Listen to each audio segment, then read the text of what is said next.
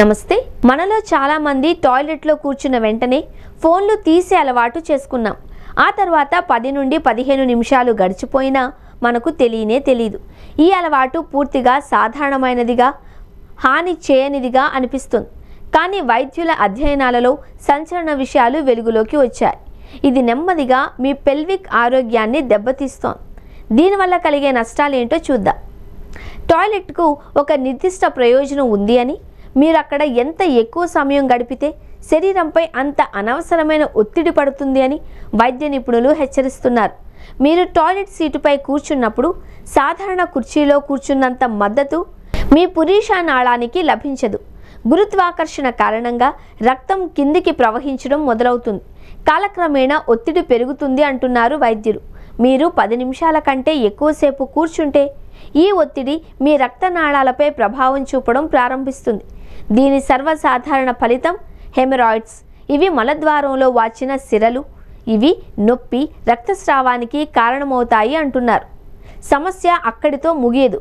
Phone వాడకం మన శరీరంలోని సహజ వ్యవస్థలపై కూడా ప్రభావం చూపుతుంది అని నిపుణులు అంటున్నారు. మీరు స్క్రీన్లో లీనమైనప్పుడు మీ శరీరం ఇచ్చే తొలి సంకేతాలను విస్మరిస్తారు. దీనివల్ల మలం పెద్ద ప్రేగులో ఎక్కువసేపు ఉండిపోయి ఎండిపోయి బయటకు పంపడం మరింత కష్టమవుతుంది.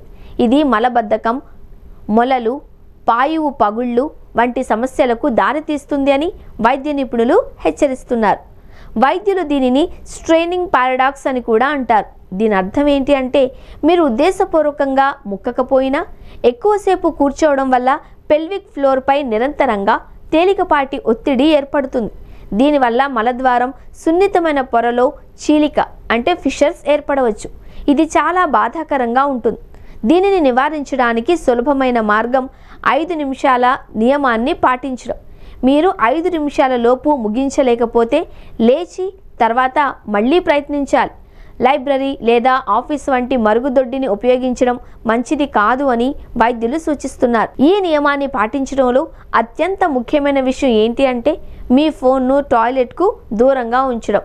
ఇలాంటి ఆటంకాలు లేకుండా మీరు మీ శరీరం ఇచ్చే సంకేతాలను మరింత బాగా అర్థం చేసుకోగలుగుతారు.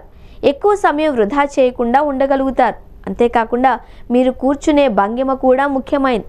మీ పాదాల కింద ఒక చిన్న స్టూల్ ఉంచడం వల్ల మీ శరీరం కోణం సరవుతుంది. ఇది ప్రక్రియను సులభతరం, వేగవంతం చేస్తుంది. మీ శరీరం ఇచ్చే సంకేతాలను ఎప్పుడు విస్మరించవద్దు అని, పుష్కలంగా నీరు త్రాగాలి అని, పీచు పదార్థాలు అధికంగా ఉండే ఆహారాలు తినాలి అని వైద్యులు సలహా ఇస్తున్నారు. ఈ చిన్న అలవాట్లు పెద్ద పెద్ద సమస్యలను నివారించడంలో సహాయపడతాయి. టాయిలెట్లో ఫోన్ ఉపయోగించడం చిన్న విషయంగా అనిపించవచ్చు, కానీ అది మీ శరీరంపై దీర్ఘకాలిక ప్రభావాన్ని చూపుతుంది. కాబట్టి తదుపరిసారి మీరు టాయిలెట్కు వెళ్ళినప్పుడు మీ ఫోన్ను బయట వదిలేయండి.